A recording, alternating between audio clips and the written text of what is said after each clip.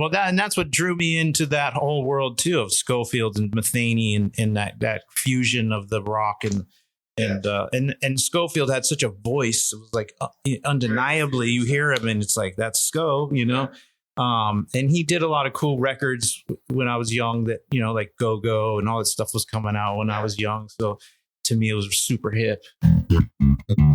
Welcome to episode 85 of the Bass Shed podcast. My name is Ryan Roberts.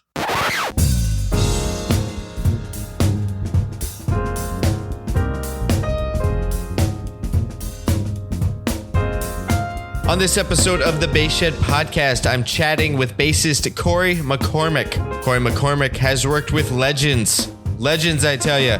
This list includes, but is not limited to, Neil Young, Willie Nelson, and probably my favorite rock singer of all time, the one and only Mr. Chris Cornell.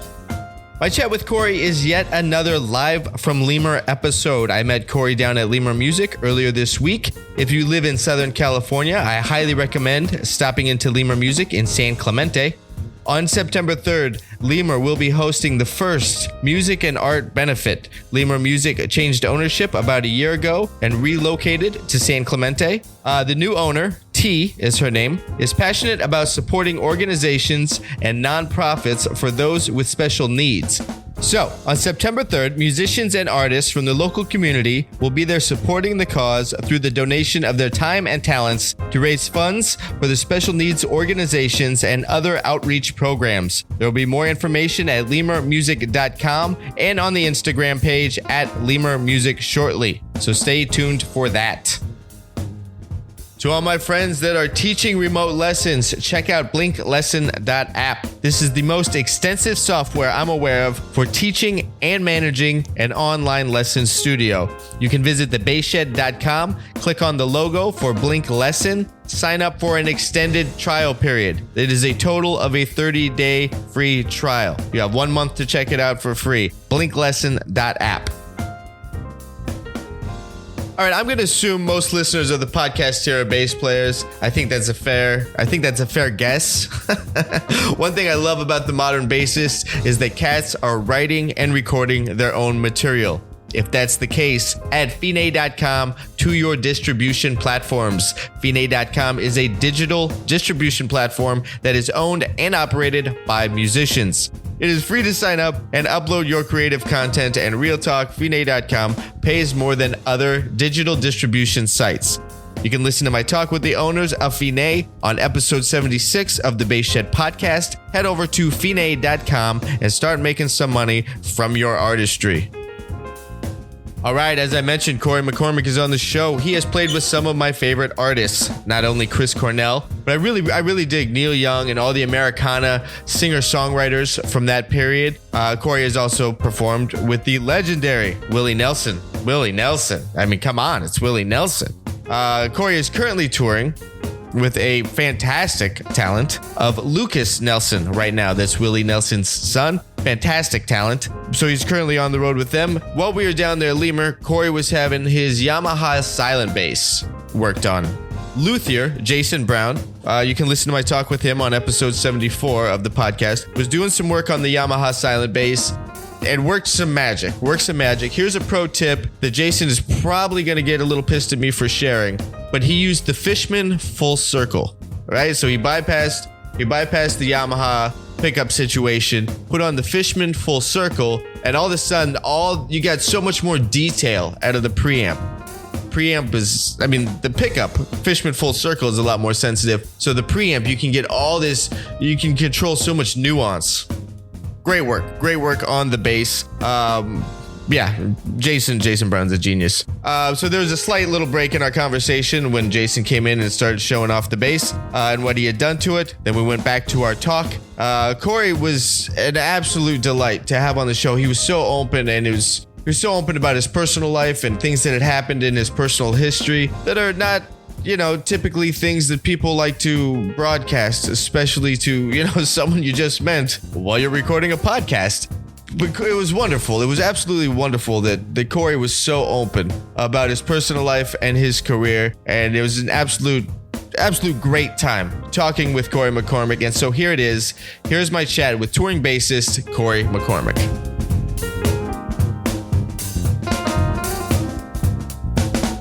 Yeah. How about you? Where do you come from originally? So we're born up north in Truckee, and we moved down to LA because that's where our families were all based. My parents kind of ended up in Truckee. Okay. Came down here around first grade. Oh, wow. Grew up in the Inland Empire. Okay. So you've been down here a minute. Yeah. Yeah. I'm basically from LA. Yeah. I just don't like to say that. You don't even That's fair. I feel like it's understandable. Like, it gives you, that's a certain disposition when like you're an LA native versus living here your whole life. Yeah. I got you. Slightly different, you know? Yeah. Right. Like, I am from I'm a here, place, but I'm not one of you. Right. Yeah. I'm from a place a little less tainted than here. I'm just trying to hold on to whatever little bit of innocence I can. Yeah. Yeah. Hi. Yeah. Do you want to join us? Not right now. He's almost done. Okay.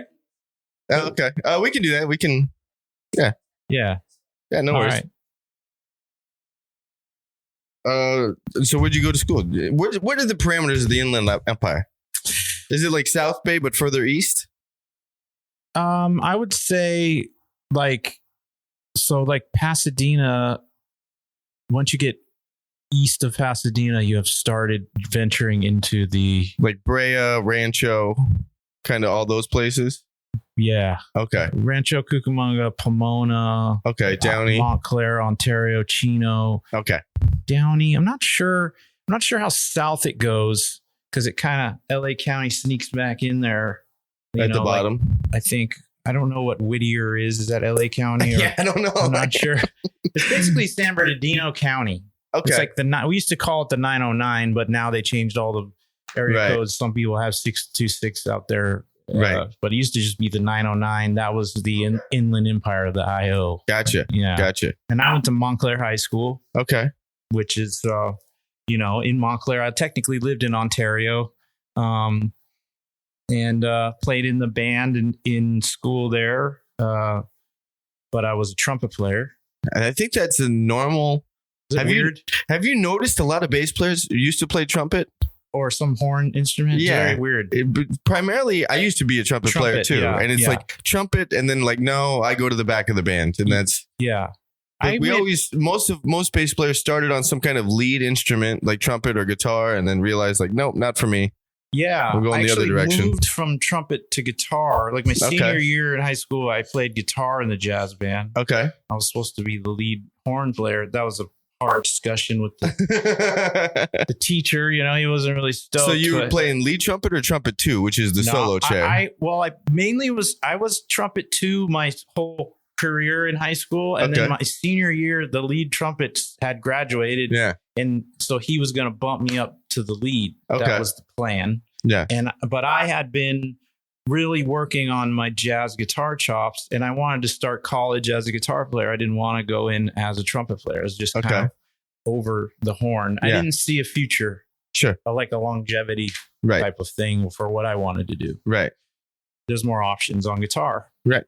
And I was just enthralled by, guys like Pat Metheny and John Schofield mostly. And so what year is this? Is this like late 90s, 2000s? I graduated in 94. Okay. Kind of old. Sorry. Yeah. So I started playing guitar in junior high, just randomly. My dad had a guitar laying around the house and he said, here, I remember him saying, here's a chord chart. You want to learn, figure it out, All right. So it was that type of thing. And I sat and learned chords and started learning songs by ear. And then when I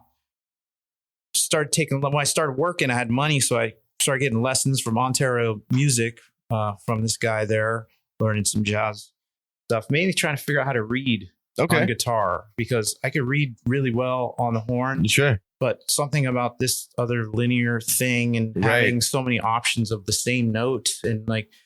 But then how did it work going from B flat to C? Because a trumpet you're reading. A big deal. Okay. That didn't really affect me so much because it's still treble clef and you just adjust. You just go, okay, now I'm in. I don't have to transpose or transcribe any of that. Right. Jason, come on in. Bring the bass. Yo, how are we feeling? We're live. Come on in. Hi. Yeah. Hey. Don't be shy. All right, this is the portion of the talk where Jason Brown walks in with the Yamaha silent bass, and it's probably like 25 minutes that we're just like hanging out, checking out the bass, playing with the amp, playing with the preamp on the bass, checking out the new pickup. It goes on, like I said, for about 25 minutes. So I cut that part out because you can't really hear it in the background there. But now here's the rest of my talk with Corey McCormick, and we are now, still in the gear mentality. So here we are picking up with gear talk. I'm building a second pedal board as we speak for home.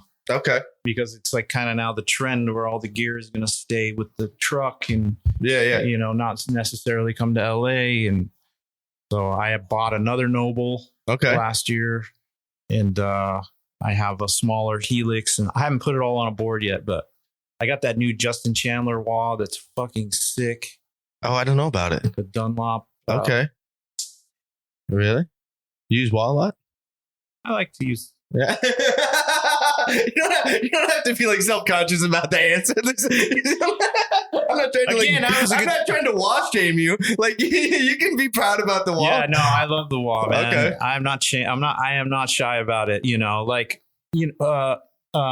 Some of the bass players that I was influenced by, I didn't even realize because, I didn't realize how much I was listening to bass players until I started playing bass. And that wasn't until I was 19 or 20. Okay. But, so let's actually rewind. So you were in high school studying jazz guitar. You switched from trumpet to guitar. And now I was doing both, but I was focusing on guitar. Yes. And then I went into college as a guitar player. I got into all the bands. What college? At Citrus College. Okay. It was a great program. For me, I didn't have the money to go to university. Sure. And making that jump was just like, whoa, it just didn't make sense. Yeah. Taking on all that debt. They came to my high school and they were recruiting and had this impressive big band. And, and the teachers were all dressed in suits, and I was just impressed, you know, and for a junior college, it was like, fuck, $9 a unit or whatever, I remember getting and they to said LA. if you make the first band as a freshman, you get your tuition paid for, which they never did. Really? But I did make the band, and I did the full program on guitar. I did 2.5 years of the program. I did everything you could do. And then I just was kind of thinking about my career and how I was going to make money as a player, because I wanted to play. I didn't necessarily want to teach or write or any of that stuff. It wasn't what I wanted to do at the time. I wanted to play. Was there any specific vision within that? Like you wanted to perform and, and be an active performing musician, but did you want to do like this genre or this particular thing or be a studio guy? Or I always felt like I would have been a studio guy doing like gigs in town. Okay. Type of thing. But the main gig at the time, like the vision was main thing, be a studio player who plays out when he chooses Guitar to. Players couldn't read that well. Maybe that's still a thing. Maybe it's not. I don't know. But I could read well, and I was set up pretty good for a studio thing. Like I could play banjo, I could play acoustic guitar, I could do different styles, do a bunch of aux stuff. But I wasn't, and I also knew I wasn't gonna be John Scofield. Like I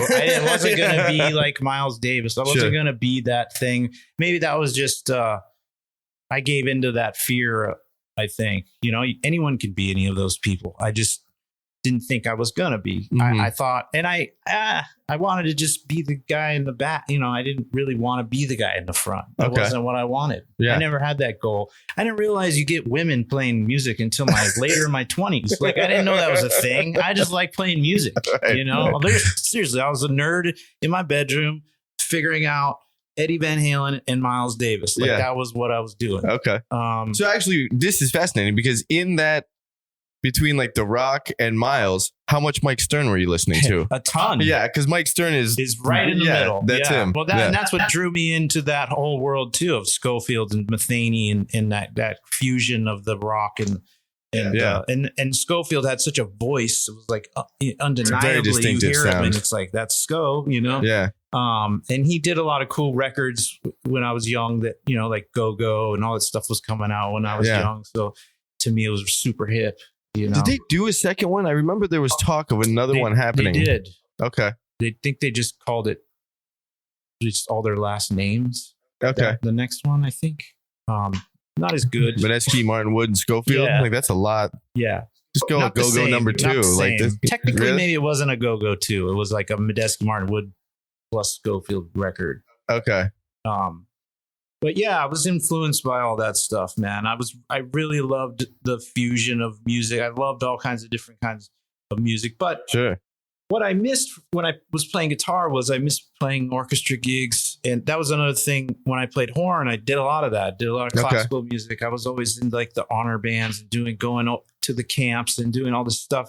Yeah. And I didn't have money. My parents weren't paying for that stuff. I look back and I didn't realize, but I was getting scholarships to do all this stuff, you know, but I was so young. I didn't really, it was just like these opportunities would come along. Like, ask my parents, can I go to camp? They're like, yeah, of course. Any reason for you to get the fuck out of the house? We don't have to pay for it. Perfect. Yeah, right, you know, right, yeah. But I wasn't thinking about any of that. When I look back, it's like all of it was on scholarships. And I used to go to the Arrow Bear music camp every year. And man, that really impacted my life. That's where I found out I want to be a player, you know? Okay. What was it? What was it? What was the moment or the situation or the circumstance that kind of flipped that light switch on for you? Seeing individuals that were older than me that were doing it. Okay. And seeing how good they were. Right. And how much respect I had for them, just being in their presence, and how they were like gods.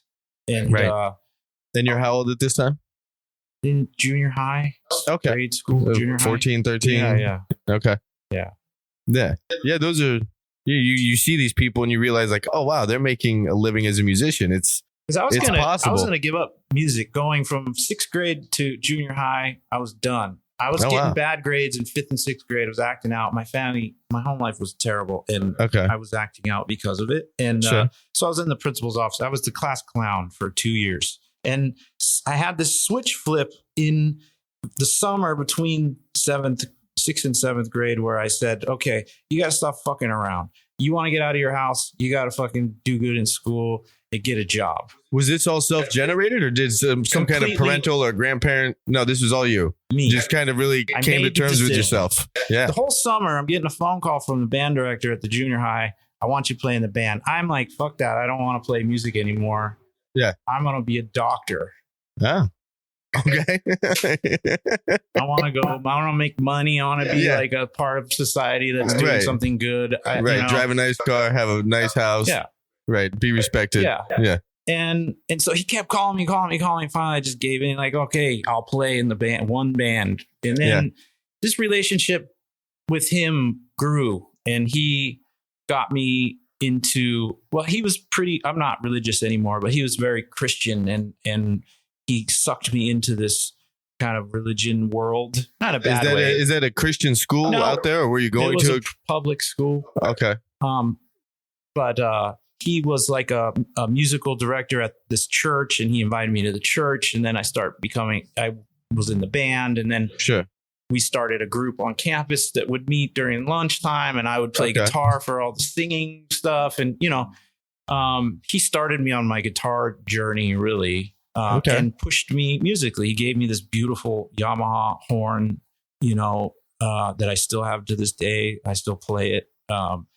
And that's I started to think about the music thing a little differently, but it wasn't until I saw, like, when my high school teacher would bring in, like, Gary Pratt would come to school, and I'd be like, man, I just saw him on Monday. Thursday. What day is today? Today's Monday. Yeah. I saw him on Thursday out of the jam. He sounded great. Yeah. Like he's still out doing the thing. He's crushing it. He's the man. Yeah.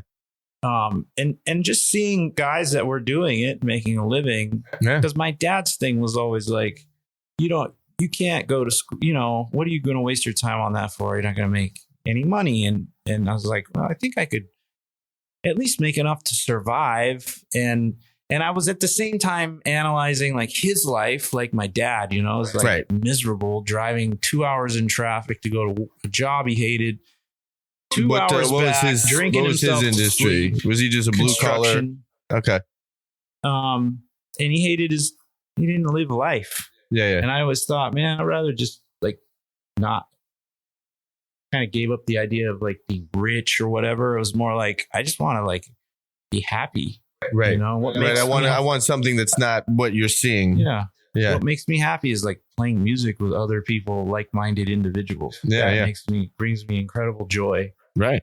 And so that was the motivation. And I think navigating and finally getting to the bass was all just trying to find out the best, setting myself up the best way for success, I guess. Okay. At the time, there weren't a lot of bass players in LA. Mm-hmm. Now it's like there's too many. So many. Yeah, and everybody's playing like crazy shit. Yeah. There's way too many like ridiculous bass players. Yeah. Back in the day, it wasn't really like that. And no gigs. So everybody needed a bass player. And, you know, I missed playing orchestral stuff. Mm-hmm. So I took a year and I taught myself. I got the, what's the fucking Samandal. I got Samandal, and I spent a year. I stopped all the music stuff with guitar, and I took that year to catch up on academic stuff. Okay. And they didn't have a bass teacher at the school, so I was literally teaching myself. And then they did this Christmas show, and my instructor, one of the drummers there, he's like, you should come sit in the pit and watch Harvey Newmark. He's this incredible session guy from LA, and older guy. And you should come just sit behind him and watch him. You know, I was like, fuck yeah. And he blew my mind. He's such a solid player with everything. You know, could play electric solid, and his upright chops were insane. His bow, everything's super clean. You know, can read all that stuff, and super nice guy. So I basically got him hired at the school. I begged them, like, you guys need a teacher here. You don't have a bass teacher. Yeah. He wants to do it because I remember talking to him, you know, how to make this happen. So they hired him on, and I studied with him. Oh, sick. For the next year. Okay. And then auditioned to go to Long Beach State and got into the program there, into the jazz band and the orchestra. Okay. And then finished my degree there. Okay. Who was teaching bass there then? I didn't study. They had a jazz guy that was like off-site. He's a player in town. I'm spacing on his name. I literally took one lesson from him. I was focused more on the classical stuff. On the classical thing? Okay. Their jazz program at the time was trash. Yeah. They had 2 instructors on campus, and one of them, much respect, amazing legend of a musician, but he just was having health issues. And it was like, you know, the class is a 2-hour class. He shows up an hour in. It takes him half an hour to set up. No, geez. You're not getting much class. You're wasting a lot of time. Yeah. And being like a blue collar dude, I was working and doing school. And so it was like time wasting wasn't a big thing. You know, I was like, I can't. So I ended up dropping the jazz program and just focusing on the classical. Okay. And my teacher there wasn't the greatest. I continued to study with Harvey and a few people outside. It was more of the orchestra experience and all the small group stuff I got to do there, and all the harmony and theory classes were great.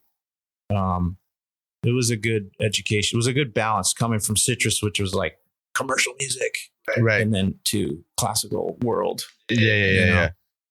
So then at what point did you pick up the electric bass? So about 4 years into Upright. Okay.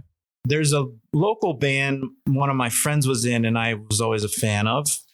And he came to me and said, our bass player's quitting and we need a bass player. Do you want to play?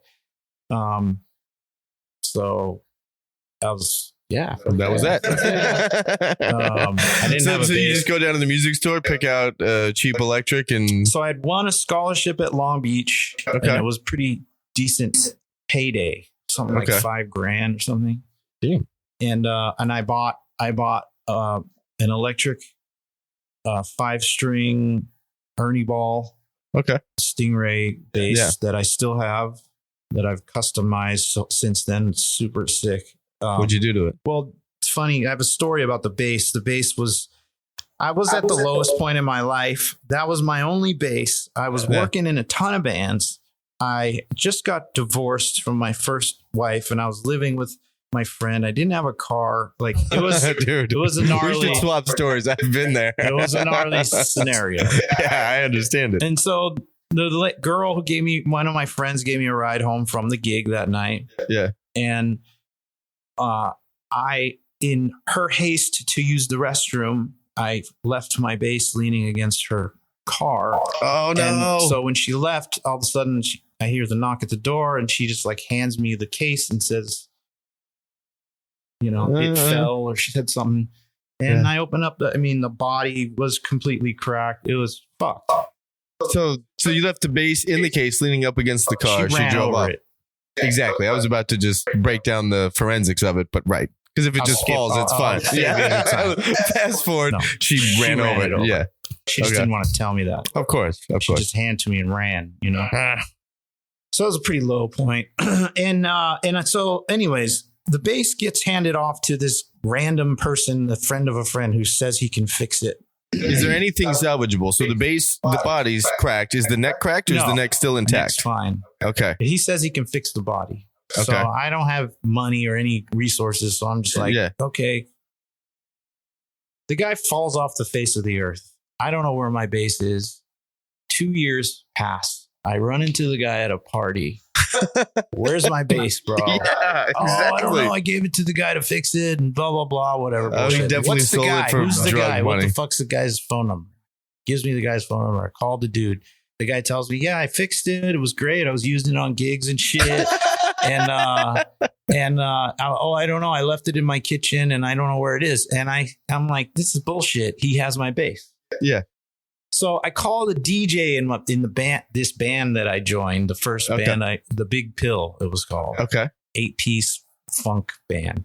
And the DJ's, kind of from the ghetto, little edgy. And I'm like, dude, this guy's got my bass. I don't know what to do. Yeah. He's telling me he doesn't have it. I know he has it. What's his number? Give him the phone number. 5 minutes later, dude calls me. Dude, I found your bass. Come get it. Went and got it. Didn't have to pay him. He wasn't even there. What happened? What happened when you gave the DJ the number? What did the DJ do? Did you ask any questions? Okay, that's just I think better. maybe I asked. You don't want to be an accomplice to whatever happened, right? No, that's hilarious. Though. I don't know what happened. I don't know. But you got your bass. Hey, so man, whatever. all I know is the dude called me and was like, "Come get your bass," and he didn't want to even see me. He left it on the porch. Oh damn! That was how that went down. Never even met the dude. And the bass was fixed. It was playable. It was cosmetically needed some love. So years later, me and our percussion player in Lucas's band sanded her down and evened out some things and patched a little thing up and nice and put a good stain on it and some new hardware, and now she's nice. I like that. Yeah. I like that. She's salvaged.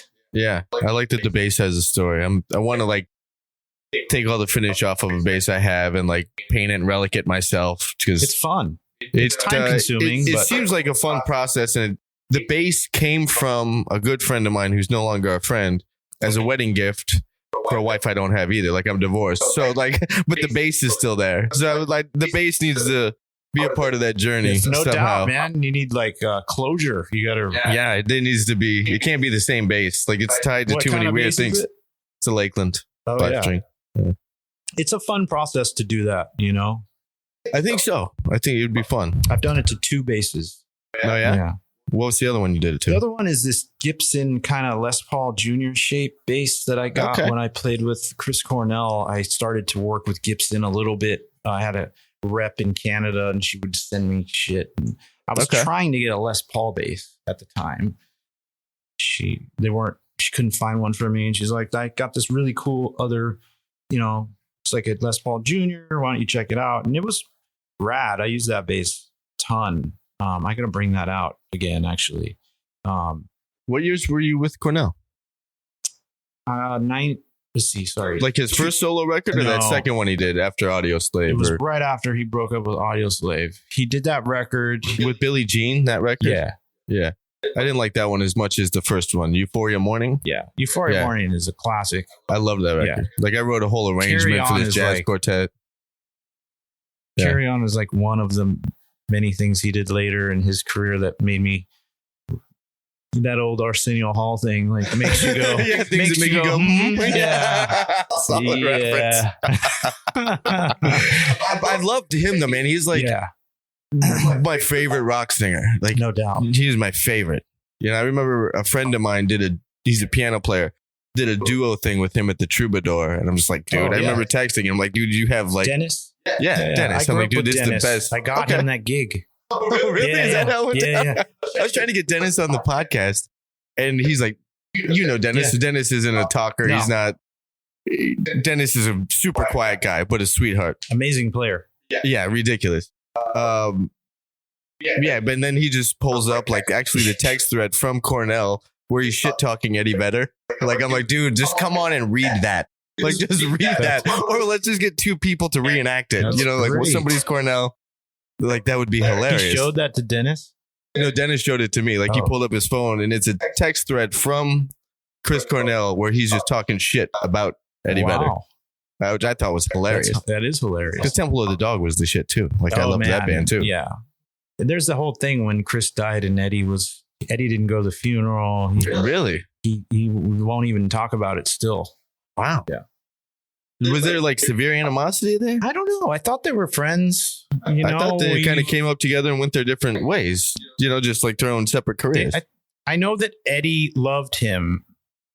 Sure. You know, Eddie looked up to him, and Eddie gives him props for making him Eddie Vedder because of the hunger strike video. I mean, no one knew Eddie Vedder was until they did that, and that song was fucking huge. You know, Yeah.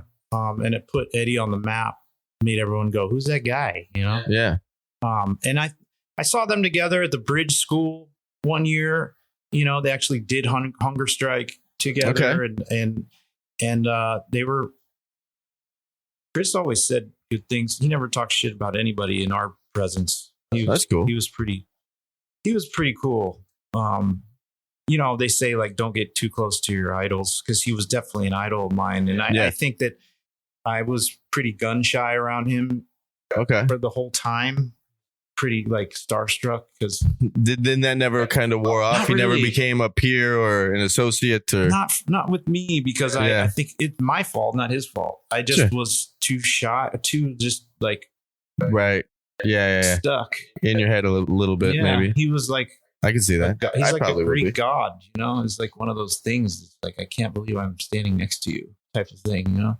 I feel like there'd be some people like that wouldn't impress me. Like, okay, you're so and so, fine, whatever. You know, let's just get through this. But then there would be some people like that where it would always still be so surreal. So weird. You know, that it's like, what the hell? I think it's that thing for me. A lot of those guys, like Eddie's the same way. I've been around Eddie before. They were such a part of my life in my youth. Right. And it's weird. It's like I really they were like gods to me, you know? And so now, like, being around them, because I'm around Eddie quite a bit nowadays. He's around, we do shows, and he's there. And I still am, you know, it's weird. It's like, and maybe it's me, it's a personality thing. Or Neil. I mean, we work with Neil Young, and I'm still that way with Neil. I'm pretty gun shy, you know? Really?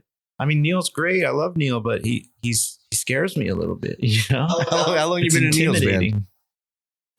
We started playing with Neil in 2015. Okay, 7 years. Yeah. He just released another record that's really cool. It's like a compilation of.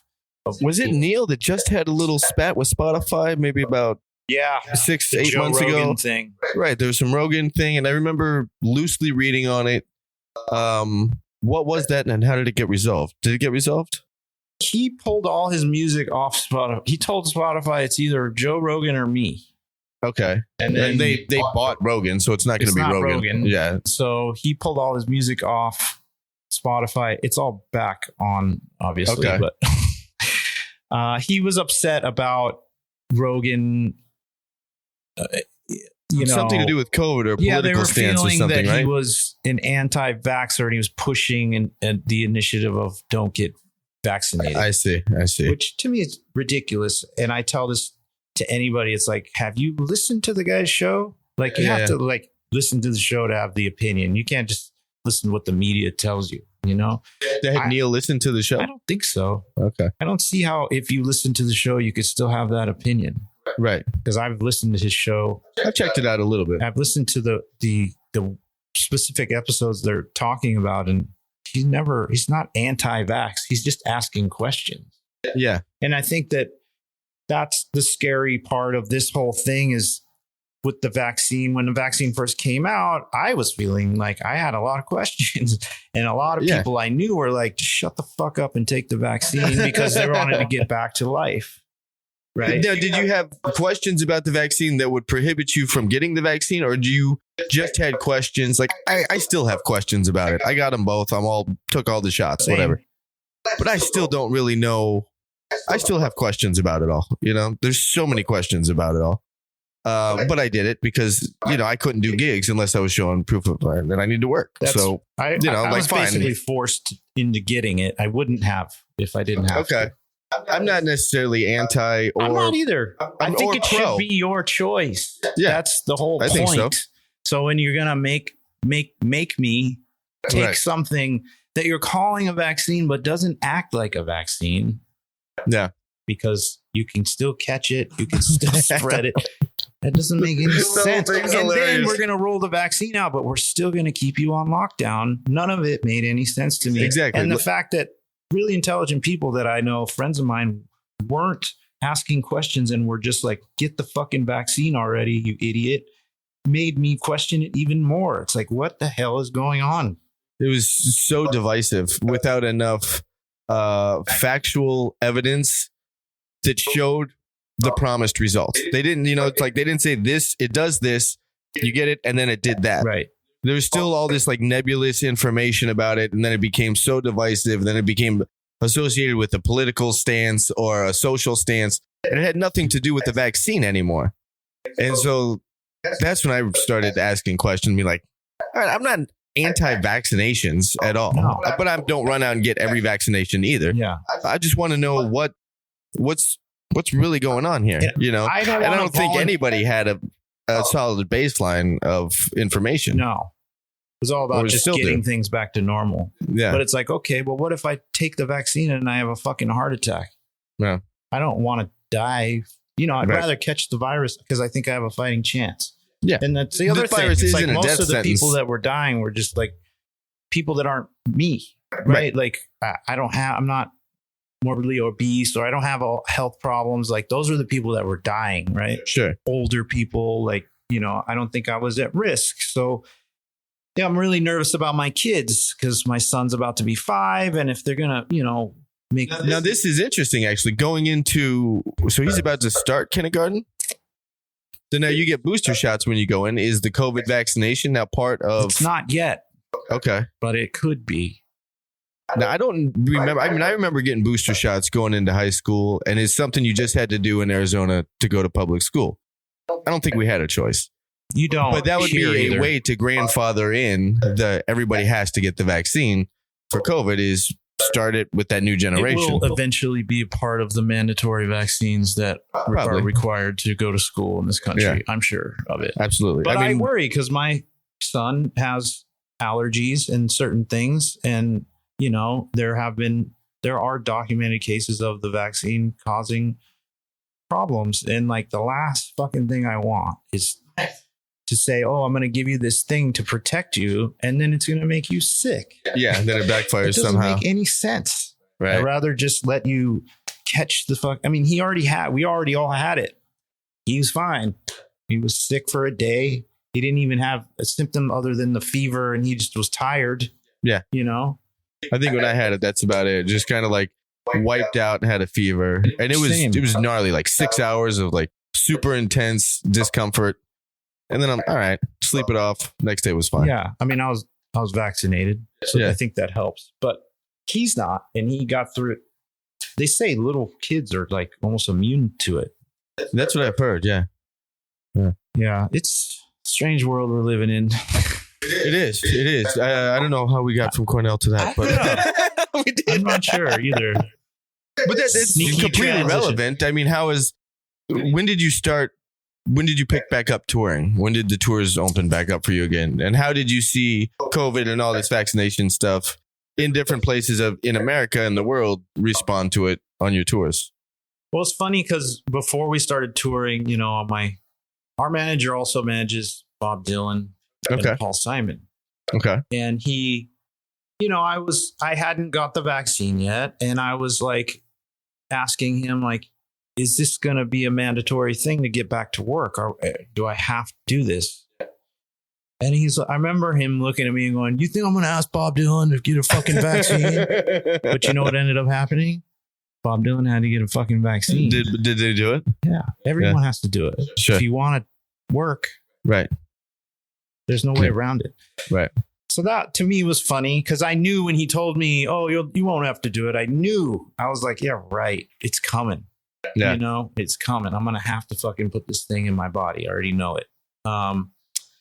And then the tour, we had a bunch of stuff that went away, obviously. And then the tour we did, our comeback tour was a crazy long 3-month grinder.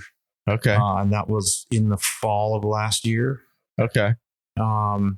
Really strict COVID protocols, you know, everyone masked up except for when we did the show, obviously. Yeah. Some of the crowds, there was mandatory masks in some of the shows, which is really weird. Were they still trying to maintain like every other seat and keep some distance between the crowd? That's got to suck. Yeah. The first tour back was really weird. Yeah. The only thing I liked about it was for me, the backstage hang went completely away.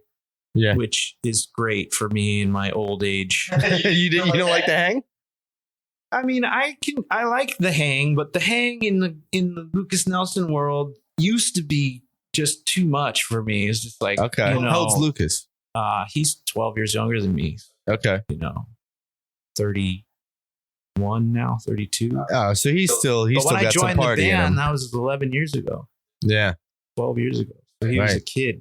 Yeah. And from gate, it was, you know, we were in an RV when I started with him, and it was after every show, it was a party in the RV. Yeah. And then after we got the bus, it was a crazy party in the bus and craziness all the time. All the time, people on the bus. It's exhausting. And I'm not that social. Yeah. I need like quiet. It's hard for me to like focus and be productive in chaos. Of course. I need to have a controlled environment. Yeah. So the COVID stuff, the backstage stuff, was like, no one's allowed on the bus anymore. Yeah. I was secretly like doing fucking somersaults. You know, no one's allowed in the backstage. And then we set the rule of 30 minutes before the show, no one allowed, you know, like nobody, it's just the band. Because it used to be gnarly, like before we go on, and it's like people on the bus, crammed in the bus. Yeah. You know, I'm not getting a warm up in. I'm not doing it. Now it's I love it because I like warming up. I like stretching. Sure. I like doing that before and after. I like to eat after, you know, I like, and before the protocols, it's like, yeah, right. You know, before a show, I'm not getting nothing done. Right. Party on the bus. They just party straight to the gig, and then back to the show, party. It's like, I'm not eating food. I'm not recouping anything in my body. I'm drinking beer and fucking smoke, you know, hanging out. Yeah. Which is cool. I'm not judging, but for longevity now, as I'm older than all the guys in the band. Okay. And I have 2 young children, and I'm thinking more about, you know, the long game now. Yeah, of course. I used to party, but you know, I like stopped drinking when my kids came, and you know, I've started sneaking a little bit in here and there now, but for me, it just needed to go away. I think I was healthier that way. Was that easier for you to stop, or was it kind of it was easy. The hardest part was cigarettes. Yeah. I smoked cigarettes for 15 years, and my wife smoked, and as soon as she got pregnant, she stopped. It took me a little longer. I eventually did, but that was harder than the booze. Sure. Yeah. I've never really liked drinking. Okay. I smoked weed. I started smoking weed right after high school. And I didn't drink until I was 25, really. I didn't start drinking until I was in like a band where we were playing out all the time. So it's just like the social thing, like the community, like everybody's doing it. Like, fine, I'll have a beer. I'm shy. And so, you know, you drink, you get a little loose. Yeah, you get a little looser. Right? Talk to people, you know, cigarettes and drinking. It's just like social. Yeah, and, absolutely.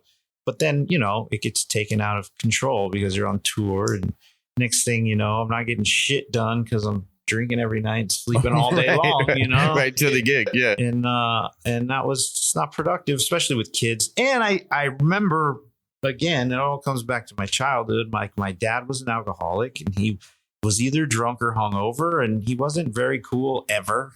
If he was drunk, he was like a completely different monster of a person. He didn't get happy. Luckily, I'm a happy drunk, but I'm not a happy hungover. Right. No, I don't think anybody is. And that's really, I started to realize, like, no wonder my dad was just always in a bad mood, seemed like, you know, and like, I don't really want to do that to my kids. So maybe I should. How are you and your dad now? Did you guys ever kind of make amends as an adult? And, I mean, he's gone now. Right. He died pretty early. That's right. You said that. And no, was it alcohol related? No. Okay. He took his own life. Oh, wow. Yeah. Wow. And I think that was depression.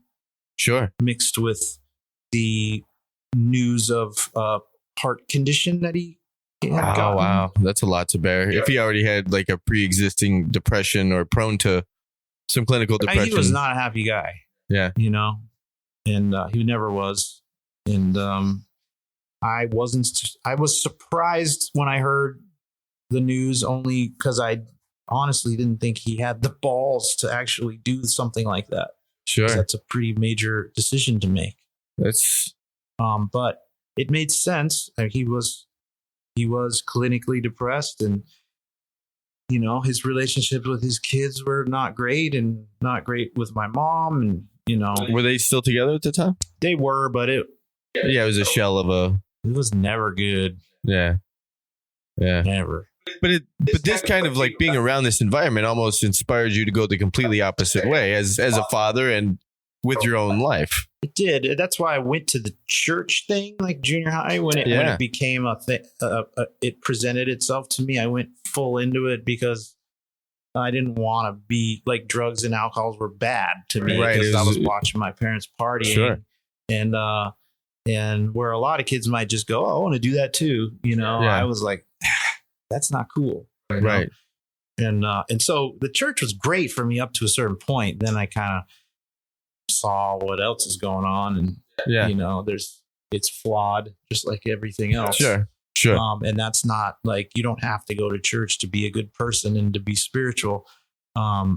And I started learning more about the universe, going to college and all that stuff. You're just becoming a young adult and getting more exposure to different ideas. Yeah. And I still think that, the idea behind Christianity is you learn about Jesus because you are supposed to act like he did. And nobody does that in church, or it's rare. I mean, that's a fascinating conversation, which is the institutionalized nature of church. And I think there can be parallels made to the institutionalized nature of anything. Sure. As soon as it's institutionalized and they need to bring money in for the institution to exist, corruption, then you're dealing with humans, not just the tenets of or the ethos of the belief system. You're not just dealing with faith and a higher power and Jesus and the Savior. Now you're dealing with, well, we still got to turn the lights on. Yeah. We still have to do this. There's salaries associated with this. Yeah. And people are in places and positions of power to manipulate. And that's easily, the congregation walks in and they're so receptive to what these leaders say. It's a tall order for the leaders to have integrity. And, I had some real bad instances with pastors. I was dating the pastor's daughter in high school. Okay. And he fucking hated me because I wasn't Mexican. Really? And it's like, I don't get, you're up there preaching this thing that it's not that. Was the whole church life. Latin? Was the whole church Latin? Okay. Living this whole life based off of these rules. Right. But you don't like me because I'm not Mexican. Right, but you're just going to be like straight up racist. I was a good kid, I had good grades, played sports, in band, and that was the first thing. And then the last church gig I ever had, this was after or right at the end of college. I was playing this church gig, and I just I got disgusted, man. The fucking guy, the preacher, is just all about getting people to put money in the basket. That was his whole sermon, was all about that. Mhm. He's manipulating these old people that don't have money into giving all their money to him. And I decided Same church or right different there, church? I'm never doing a church gig again because I don't believe in the church. I'm only here because I need a gig. And Yeah. I don't want to take money from these people getting hornswoggled by this. Right. If snake this oil is how they're salesman. getting financed, Yeah. you know, and then they're hiring you, it's all Felt dirty. it's all connected, right? You know, Right. What kind of church was that? like a Christian. Just normal Christian non-denominational thing? Yeah. Huh. It's sad. Yeah. Yeah. Weird. It Yeah. was a weird one too, because it started the church when I started playing with them, they would meet in a conference room of a hotel. And then they bought or leased, I don't know, some kind of industrial space in this weird part of town. And they started building a church inside this industrial space. It felt very culty and weird. Seems a little culty. I was happy the day I quit that, Yeah. even though it was a good money, brought in a lot of dough, but you know, Right. just didn't feel right. Yeah, no, don't be around it if it's just bad vibes. Like there's always another gig, Yeah. you know? Actually, Dennis told me that. I remember Yeah. getting a call to do this gig one time and I was on the fence about it and whatever. So I called Dennis for some advice. And that was the best thing. Some of the best advice I ever got. It's like, man, there's always another gig. Yeah. Like this isn't, that one thing is not going to make or break a career. Like, But sometimes you There's- feel that way. When I was You do. young, you know, I never said no. It was like I Right. said yes to everything. 'Cause yeah. You never know what's going to come out of some stupid Exactly. gig. Yeah, And I it did the worked same. out for me. Yeah. Really, all the gigs I got were all word of mouth, you know? How did that process start? So you join this band, you pick up the electric bass, and you're just a band guy with this orchestral training. You can read, you know, you have an academic knowledge of music, but now you're a rock band guy playing electric bass. How did your career navigate from that point on? So Big Pill started to build in popularity, and we had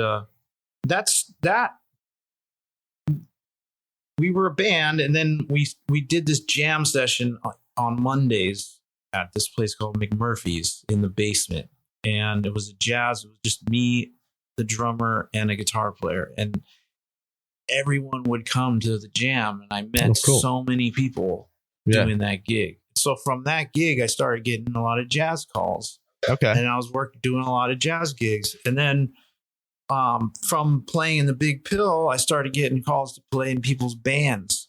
Yeah. So I was in this dude's band, this other dude's band, and then I started playing with this guy Rafa Moreira. He's a Brazilian guitarist, and at the time he was playing with Christina Aguilera and Pink, and you know, Okay. he was like the new hot shit guitar player guy. Yeah.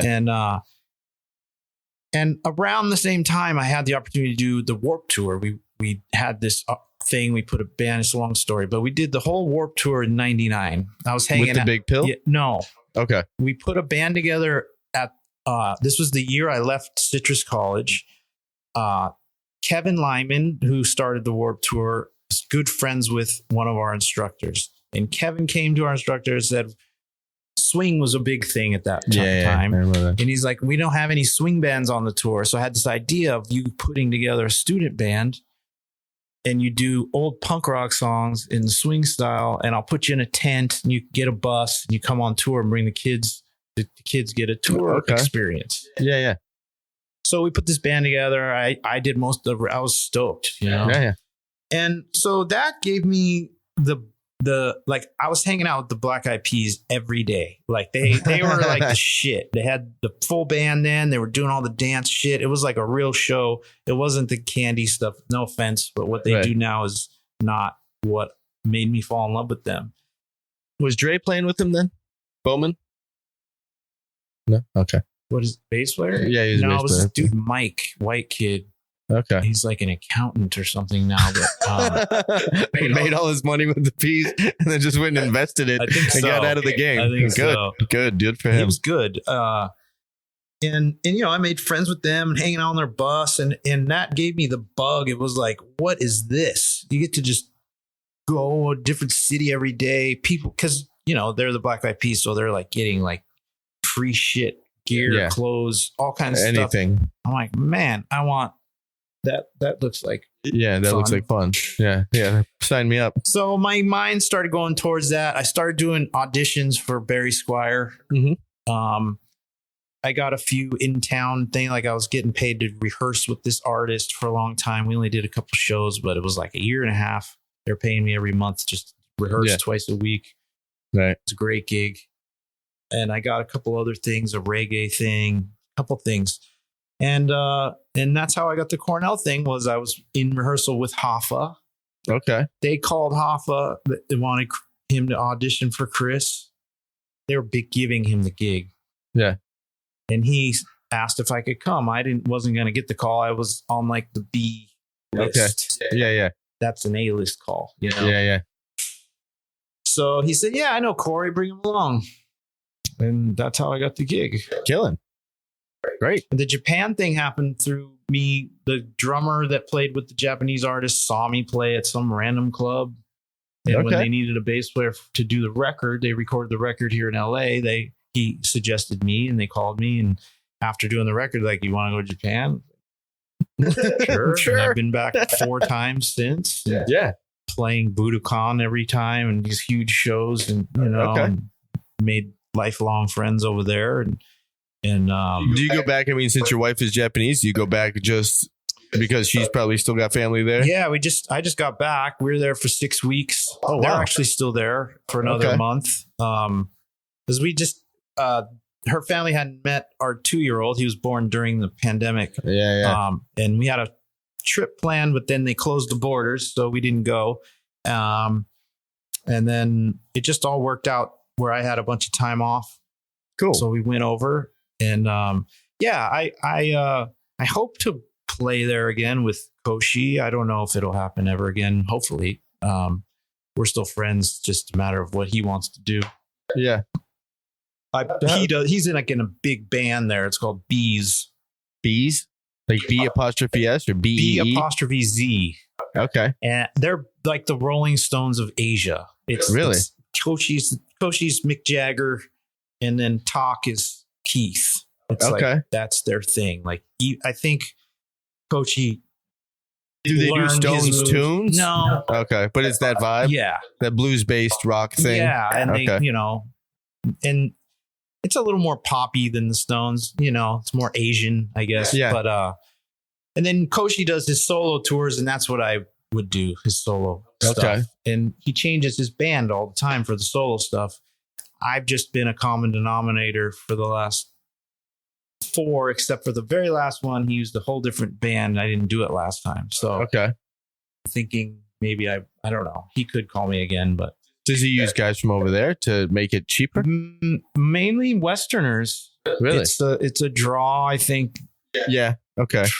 For them, it's like a novelty thing. Right. You guys are, Americans and white people are more exotic over there. Right. Yeah. We're worth more. Really? It's interesting because the Bees had a band for 20 plus years. They're all Western guys. Okay. And the drummer is the friend of mine is the drummer in the Bees, but they recently let that whole band go. Huh.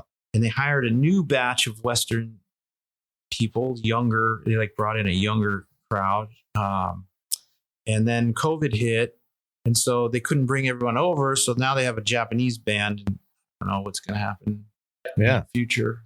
So how many groups are you doing right now? You're doing Luke. You're doing Neil. Who else? You have your own group? I have my own thing, Organa. Yeah. Now check that out. It's kind of a blues roots funk. Yeah. Super cool. Yeah. That was an opportunity for me to get my production skills up. Did you produce that? Yeah, it's all mixed and produced. I have a guy that helps me mix, but I learned a ton in the last 2 years about. I've recently learned how drastically different just the mix process is. I was aware that it was another portion of the record making thing, but just how uniquely different it is. Different monitors, different placement. It's a whole mixed guys are mixed guys. Mixed guys don't produce. Mixed guys are mixed guys. I've just started learning a lot about how how different that is. Then Which there's the side, mastering. right? Which is a whole other guy. thing, yeah. Which one of the three, like producer, mixer, master, which one is your favorite? Producing. Because you like the creative input and the creative process? Yeah. Yeah. And I love working with artists and helping them get their vision to be what they want. Yeah. And I love arranging songs and orchestrating or adding backgrounds, that kind of stuff. Like just that's the creative part of it. Yeah. That I feel like I'm really good at. Cool. I'm not like a writer, I write, but I don't consider myself like, oh, I'm a songwriter, Right. Because you don't deal with lyrics. Yeah. Lyrics. That's a whole other thing. Lyricists. That's a special talent. It is. But I think you can nurture it and grow that talent, but I'm just not that interested in words. yeah. I guess that's why jazz was always my number one thing, because I think it was like maybe the way I grew up, where words were always said and the actions never occurred. And so words. That's fascinating. Words are not valuable. You realize the futility of it. I get more emotional. I get more emotion out of instrumental music than I ever will out of any kind of lyrics. What are some of those records for you? Like those records where you can revisit it, instrumental records that are always going to kind of take you to this place emotionally. Like you'll always be able to connect with them. Yeah. Well, whether it's jazz or classical or whatever it may be. There's some stuff from my youth that, I guess, well, there is a lyric record, Rhythm of the Saints, Paul Simon. Yeah. That record's, if I was is to that pick just a before lyric, or after Graceland? After. Yeah. If I were to pick a record with lyrics, it would be that one. Okay. That one really has an emotional attachment. I lived and breathed that record when it came out, and it helped me through a lot of shit. Mm-hmm. Musically, there's a ton of shit. Jazz makes me feel. Yeah. Especially like beautiful ballads, or this, like Miles Smiles. What's the song on Miles Smiles? Forget the name of the song. I haven't listened to that record in a long time. But it's great record though. I mean, I get the chills. It's like evokes so much imagery and feeling and yeah. Just the mood of it all. Yeah, really. Yeah. It's funny because having this kind of that you spoke about, this home life situation growing up, it seems like I know as primarily a jazz musician, singer-songwriters have helped me through therapy moments in my life, because it feels like someone else understands. When they tell a story that relates to mine, I feel like someone else understands, and then mine's validated. So it's actually a little bit opposite, that songwriters were the ones that were more therapeutic. Makes sense. I needed kind of the validation of, or maybe I needed the feeling defined somehow by words, because it was so nebulous in my mind and just kind of in my soul spirit that it's just, I was feeling this thing I couldn't make sense of, especially when I was going through my divorce, that I needed words to add some kind of structure to it. Yeah. Otherwise it was just emotional anarchy that was all over the place. And so the songwriters, it's interesting. I just always think it's fascinating, like how and why people gravitate towards the things that they do. And for me, I think in reflecting on that, it was because I needed to be defined somehow, because mine was too all over the place. But then what you're speaking about is, words don't mean anything, and who cares? I think it kind of devalues the word. I think it was also, I wasn't ready to feel those feelings, maybe, because I now get more affected by hearing words, and it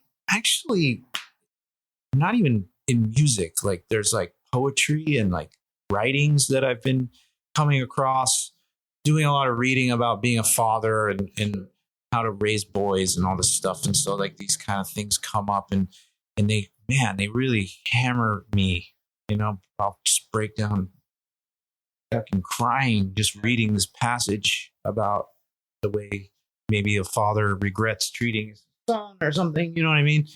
Because I have those moments of like, damn, maybe I should have been so hard on him or whatever that is, And I also think that I am emotionally more open now than I ever have been, because as a kid, especially as a man, this is a problem in our society. We're not allowed to feel the emotions. And I was a sensitive. And if that's role model to you from, a father or whoever the male presence growing up is, if it's role model to be emotionally detached, then you're just going to duplicate that. Yeah. Like my dad did not understand me. Yeah. My dad thought I was homosexual. Did you have siblings? Because I was sensitive. So I was gay. You know what I mean? Because that's just the world he came from. Right. But I was just sensitive. Yeah. That's fine. And I had to like block that sensitivity or hide that sensitivity. What was the outlet for it? Huh? What was the outlet for it? Like growing up and like, let's pick any kind of arbitrary time. Let's say 12 years old. You're starting, you're getting into teenage years, you're starting to feel things. Puberty's probably about to start happening. Okay. Things are going on inside of you, 12, 13 years old. You're starting to feel things. You're a sensitive guy. It's not responding well with your father. Where do you go to be emotional? I didn't. I became an asshole. Okay. I treated people like I was like. Is that because that's what you saw him do? I think so. I think it was, it's the way, like my dad would make fun of me and say really hurtful things to me and then be like, oh, it's just because I love you. I'm just joking. You know what I'm saying? Yeah. And so like, that's what I thought love was. I treated all my friends like shit and always making fun of people. And like, that was my defense mechanism. And I did that all the way through until very recently, I think, like I've just realized, through the pandemic and a lot of time alone, or off and having time to like, just be like thinking about shit, I realized a lot of stuff and realized how damaged I still am. I never really dealt with that shit, and it seems like you're very aware of it though. So like there's a strong awareness, and I mean, we haven't met before today. You're very open to talk about it. So there's so there's it's not clearly something that you're hiding or that you're unaware of. Like I think that those are major steps in dealing with anything, like just sometimes just the awareness can help you. Being aware and maybe too aware. Like I'm always paranoid. Like I'm always asking my wife, are you okay? Everything okay? Yeah. You know what I mean? Because sometimes I don't know that I'm being a dick. Sure. And I'm being a dick. Yeah. It's like a natural. My mom is very rough the way she talks. Okay. My dad was rough, and that's the way I grew up, and that's how I learned how to show love. And does your wife ever say like you're being a dick? Oh yeah. Yeah. Okay. Because that could go either way. Like you're aware of it, but that the person on the receiving end, obviously, no judgment on your wife. I've never met the woman. But the personality could be like, yeah, everything's fine, even though it's not. Or they could be like, yeah, you're being a dick. She's smart. She knows when to like kind of keep it on the low and knows when to say, no, you need to fucking chill out. Yeah, work something out because whatever that isn't happening. Yeah. Yeah. Okay, that's cool. That's healthy. Yeah, it's interesting that finding a woman that her first language isn't English, but the best communication I've ever had with a woman is with her. It's a trip. And her communication with her family is horrendous. They do not know how to communicate. So where she learned, I don't know. But God bless her. That's I wonder what that is. Is it because probably the necessity to communicate because there's just none in her family. She's a quandary because she's just not like her family at all. Huh. Like she couldn't be any different. Like what's her birth order in the family? I'm fascinated by birth order. She's the oldest. She has a younger sister. Okay, so the oldest of two. Yes. Okay, so probably a leader, achiever type mentality. People pleaser, not people pleaser, but kind of a peacemaker. Kind of, yeah. I mean, she's definitely the peacemaker and like the caregiver, sure. and looking out for everybody, making sure that everybody has what they need and taking care of it. And the middleman between the parents or whatever, For sure, and then the between mom younger, and dad, Yeah. and, I mean, sister, and yeah, making sure that everything's cool there. And yeah. And but the communication part is where that I think it's like where mine comes from, because there was horrible communication in my house too. But I think we just both like realized that it was bad and that we didn't want to communicate that way. Like we actually want to communicate. Like, I don't want bullshit. Right. Like, don't tell me one thing and do another thing. Like, Exactly. I don't want that. Right. That's not respectful. Let's be respectful of each other. It's not sustainable. And you see all the flaws in that type of communication. Yeah. And that being that way it's hard to live that way because people don't live that way. So my To be direct. 20s were just fucking riddled with heartache. People saying they're going to do things and then they don't. Mhm. And like my ex-wife, that shit was hard, going through that, what that was. She ran me through the whole ringer, How old were you when that happened? young. We got married at 21. Oh, wow. That is young. My Divorced first by one, 25. I was married at 24. Still too young. Yeah. I don't think you should be allowed to be married until you're like 35. Should definitely not be allowed to have kids until you're older. I really believe that. Yeah. I mean, I don't have any children, so I can't speak to parenthood, but yeah, I agree. Like, those are all you're not fully formed yet, in your early 20s. You can't. Like, one thing I'm super thankful for is I didn't have kids with my ex. No offense. Yeah, sure. But man, that would have been rough. I wasn't ready for that, and it would have ruined my life. Not ruined, but would have changed the course of my life. Yeah. And I'm so much more emotionally ready and able to give my kids what they need. That's great. That's great. I'm too selfish when you're young.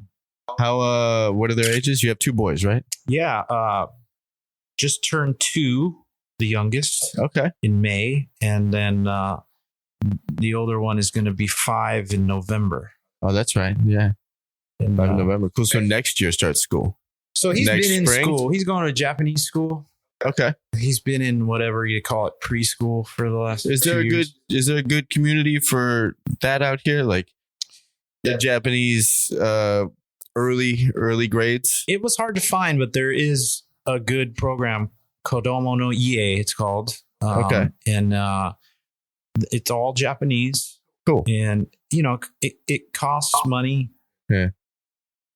That's one consideration of moving to Japan. We don't have to pay for school there, and it's really good. But this is cool because it feeds into a charter school. So if he passes the interview, which he's going to have soon, I have full confidence that he will, because his Japanese is crazy good.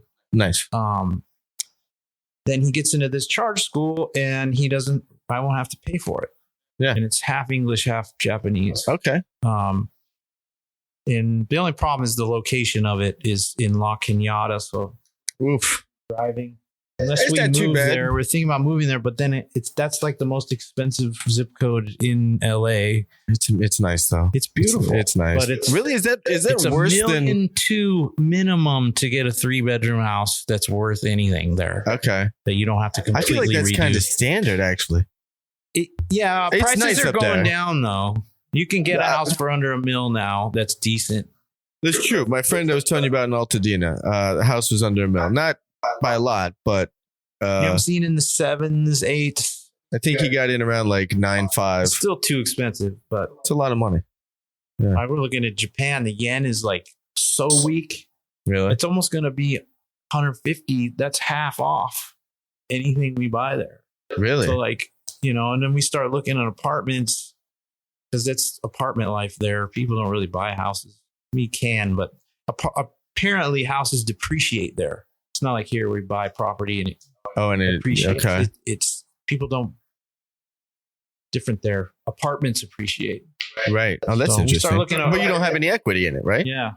You start looking at the apartments and it's like, damn, it's cheap Yeah. with the yen discount. The yen discount. Something you get a punch card. Man. Like every Sign me up, apartment you dude. rent. Just call me Japanese. I'm ready to go.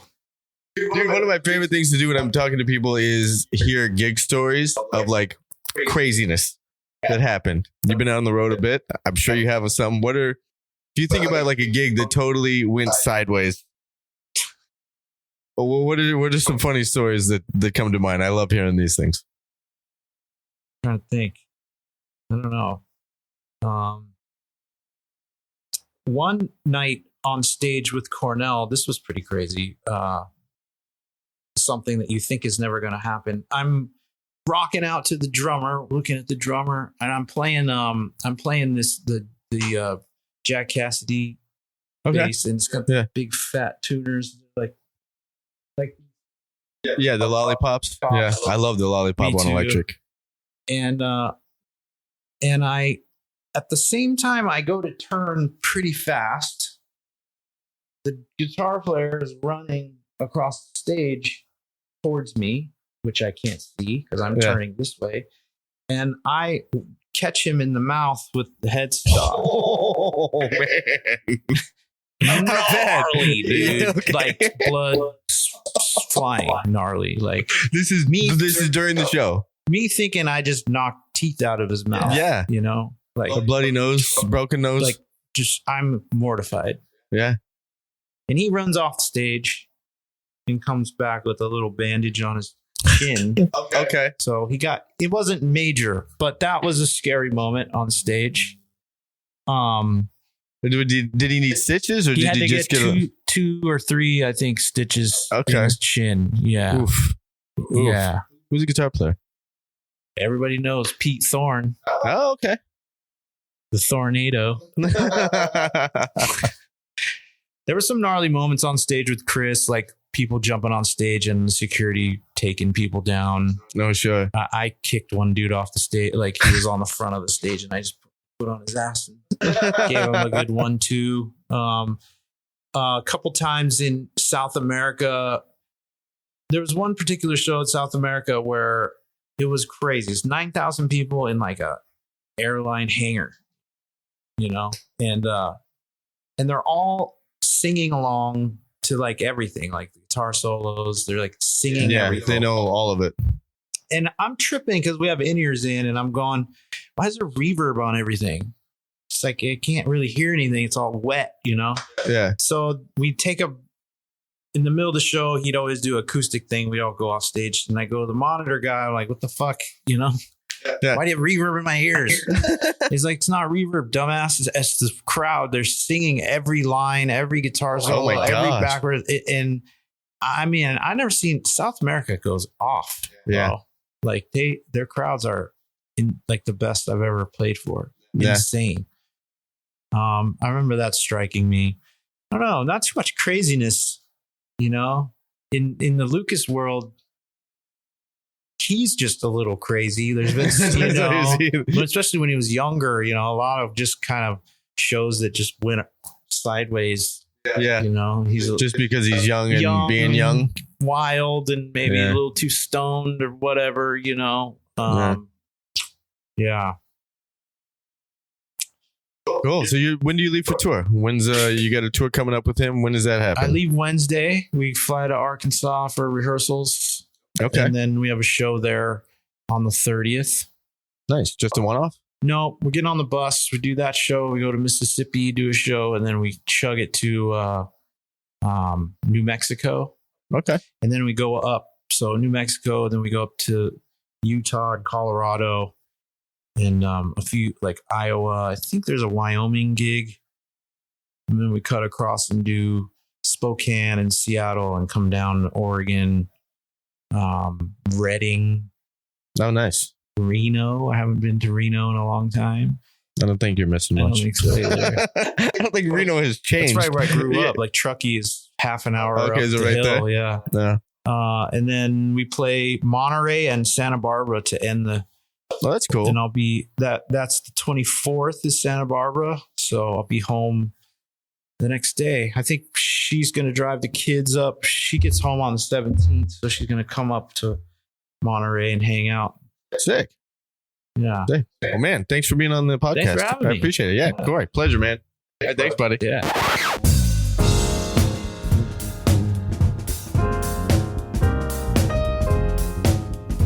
All right. That was my talk with Corey McCormick. See what I'm talking about? Like, he dropped some information. Man, it was so cool to just sit there. I had never met him before, and he's just talking about these details from his personal life. They're pretty heavy. Thank you so much for Corey for being so open and honest and just being an open book. Absolutely amazing. Stop by lucasnelson.com. That's the group Corey is touring with right now. Lucas with a K, LUKAS Nelson.com/tour. Check out their tour dates. If they are coming to a city near you, definitely stop by and check them out. Killing band. If you are enjoying the Bass Shed podcast, please hit subscribe wherever you are listening to it. Please feel free to leave a comment about what you think of this show. I'm always interested. Yeah, folks, that's about all I got. That's all I got for this one, I think. I say that like I don't know. I know. I definitely know. That's all I got for this one. I will catch you all on the next one. Thanks for listening. In a minute.